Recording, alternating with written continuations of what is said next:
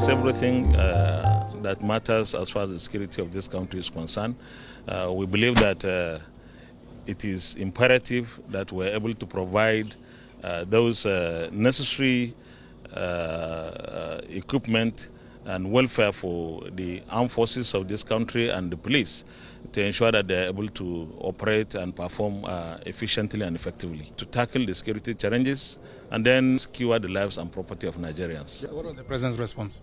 Of course, as the leader of this country, is more worried than anybody else about the situation. So we are on the same page that we should be able to do whatever it takes to ensure that the security agencies are able to perform better than they're doing now. Is the president as concerned as we are? Answer, probably more. Is the president looking to do something about it? Answer, yes.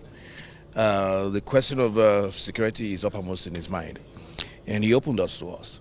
And you must understand that some communications are privileged, but I suffice to say that the president is concerned, and he intends to do something about our challenges. Now, the time has come for all of us to ensure, as citizens as well as leaders, to ensure that we are playing our part as is necessary. When it concerns security, every single citizen matters in this. So the question then arises that if you change the service chiefs, does that address the issue of kidnapping and banditry? Because those are outfits that are set up for external aggression, for times of war.